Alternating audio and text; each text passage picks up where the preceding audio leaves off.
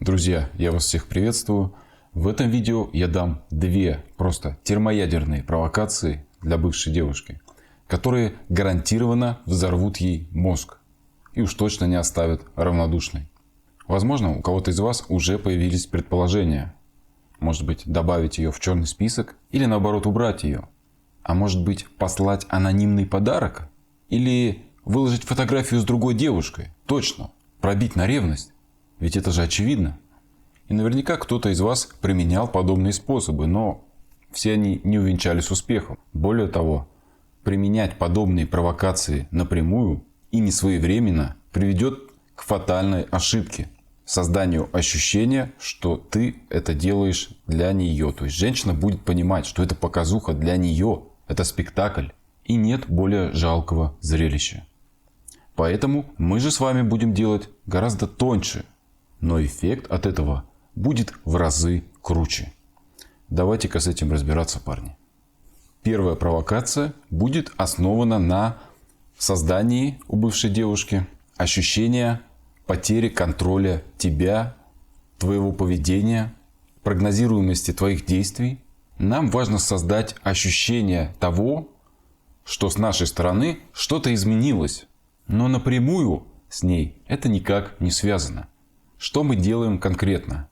Мы берем смартфон, заходим в мессенджер, WhatsApp, Telegram, неважно. И скрываем, ставим настройки анонимности таким образом, чтобы скрыть наше время посещения. Что данная, казалось бы, незначительная провокация нам дает и о чем думает бывшая девушка в этот момент? В голове у нее возникают вопросы. А почему я не вижу его время посещения? Он что, меня удалил? Или, может быть, он добавил меня в черный список? К чему же эти мысли ее приводят? Они сподвигают ее на импульс. Вспоминаем, что женщина руководствуется в преимуществе своим эмоциями. И тут у нее появится желание написать. Проверить, на крючке ли ты еще. Она может написать, как дела? Просто прислать смайлик, что нового? Неважно, ей важно получить от тебя обратную связь. Почему? Потому что что-то изменилось. Ты уже не предсказуем, как раньше. Что это дает нам? Это прекрасная возможность войти в игнор. Если до этого была какая-то неопределенная пауза. Да, то есть вы разошлись на чем-то неконкретном. То есть и расставания не было. Девушка сказала, мне нужно подумать. Или ты долго бегал за ней и потом опустил руки, и она не писала. Да? То есть такая неопределенная была пауза. Вот здесь был шаг с ее стороны, и мы входим в игнор. Это, казалось бы, небольшая провокация, просто отлично работает. Я сам применял ее не раз в своей жизни и рекомендовал своим клиентам в ходе практики. Сроки. Очень важный момент, потому что дьявол кроется в деталях. И сроки, когда применять данную провокацию, здесь тоже очень важны. Делать ее лучше не ранее, чем через 3-4 месяца. Желательно даже через 4. После последней точки контакта. То есть после расставания. Да, или после последнего пинка от девушки. Делать данную провокацию после 2-3 недель после прекращения общения, я не рекомендую. Это будет выглядеть странно, а нам это не нужно. У кого-то из вас могут закрасться вопросы, а с чего ты взял, что она как-то мониторит, что она проверяет твое время посещения. Может быть, она живет сейчас счастливой жизнью и вообще не вспоминает. Тем и хороши провокации, которые я сегодня даю. Они универсальны, и они не имеют срока давности. Если она тебя мониторит, ты это сразу узнаешь. Если же в текущий момент она тебя не мониторит, например, у нее какие-то сейчас отношения, и она идеализирует того нового парня сейчас, ей не до тебя. Но когда там у нее не заладится, через 2, 3, 4 месяца она зайдет в мессенджер, и тот импульс, который должен быть, который мы добивались этой провокации, он сработает именно в тот момент, когда она это увидит. Ее это обязательно заденет. Вторая провокация. Она будет основана на чувстве ревности. Но у вас могут возникнуть вопросы, а какая ревность? Она же нас бросила. Ревность тоже бывает разной. В нашей ситуации она будет базироваться не на чувстве любви бывшей девушки к нам или каких-то эмоций, а на чувстве собственничества. Мы будем обозначать, что в нашей жизни появилась новая девушка. Но очень важно, мы будем делать это очень тонко. Здесь многие совершают ошибки. И, как я говорил выше, выкладывают, просто берут и выкладывают фотографию с какой-то девушкой, которая, например, как-то демонстративно его обнимает или целует. Что в этот момент видит бывшая девушка, смотря на эту фотографию? Ну, конечно, она видит, что это показуха, это спектакль для нее. Он еще страдает по мне. Прошло всего лишь 2 недели. Да, это к вопросу о сроках. Почему они очень важны, в какой именно момент выкладывать. Мы же со своей стороны будем делать более тонко и более правильно, а главное вовремя. То есть мы будем только обозначать, что она есть. Нам не обязательно даже ее показывать в кадре. И не обязательно себя показывать в кадре. Сейчас объясню. Это будет только намек. Мы выкладываем фотографию, на которой изображено какое-то романтическое место. Ну, например, ресторан, какое-то кафе. Может быть, у себя дома даже, да, с приглушенным светом и так далее. Стол, на столе блюдо, еда. И самое главное, на столе должно стоять 2 бокала с вином, с шампанским, неважно. Один бокал, очевидно, твой, он в кадре, а второй бокал где-то чуть-чуть дальше. Он немного размыт, он не в кадре, он обрезан, но он там есть. И, очевидно, на фотографии его тоже видно. Чувствуешь разницу, да? То есть мы не показываем напрямую, что у нас есть девушка. Вот она меня целует. Мы даем только намек на это.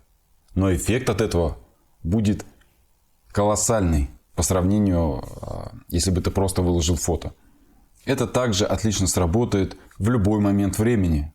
Когда бывшая девушка эту фотографию увидит, тогда она и сработает. Нам даже не обязательно за этим мониторить. По срокам здесь примерно так же. 3-4 месяца с последней точки контакта. Можно даже сделать сперва первую провокацию, вот эту, и после нее уже делать данную провокацию через 3-4 месяца. Важный вопрос. Нужны ли вообще провокации для бывшей девушки? Мой ответ – нет. Они вовсе не обязательны. У меня по статистике более 90% девушек выходит вообще без каких-либо действий с нашей стороны. Более того, почему я не сторонник провокации вот в последнее время и не часто рекомендую их на консультациях, например. Почему? Потому что они противоречат самой концепции игнора, в частности, и самой концепции возврата девушки. То есть они подталкивают нас к неправильной цели, к желанию вернуть.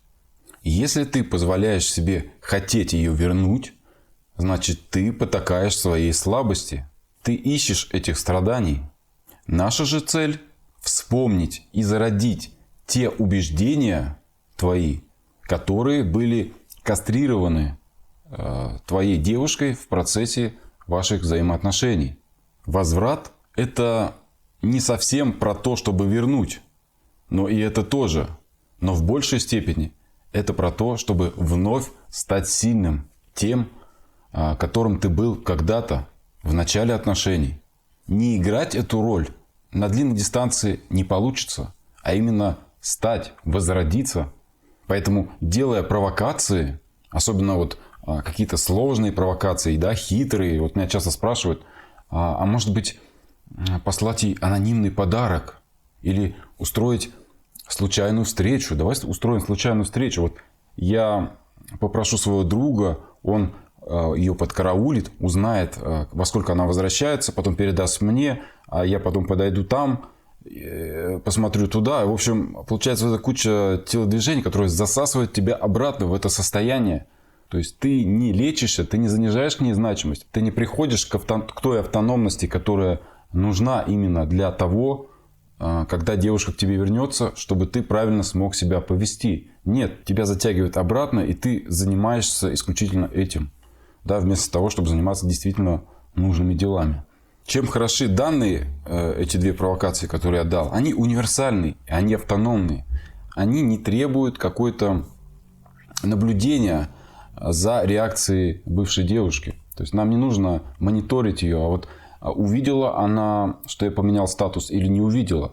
Увидела ли она, что я выложил это фото или нет? Нам это не важно.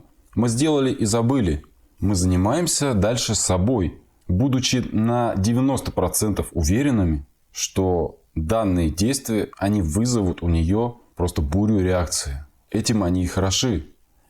Также не стоит забывать про сроки. Да? Дьявол кроется в деталях. Здесь не нужно действовать по принципу побольше накидал, побыстрее, да, и хорошо. Нет, ты этим только можешь все усугубить. Не нужно сейчас все бросать и бежать выкладывать фотографию. Посмотри, посчитай, проанализируй, когда вы в последний раз общались, какой ночи закончили. Все это проанализируй и только тогда приступай к каким-то действиям. Но помни ту грань. Если ты позволяешь себе хотеть ее вернуть, ты потакаешь в своей зависимости, ты ее ищешь. Если ты ощущаешь в себе это желание, борись с ним, пресекай его. Иначе, когда бывшая девушка вернется, ты не будешь к этому готов. И она вновь тебя сольет. И нет более жалкого зрелища. Уж я этого насмотрелся, парни. Жду ваших историй в комментариях. Я все их читаю и по возможности отвечаю. Спасибо, что досмотрели это видео до конца. И скоро увидимся.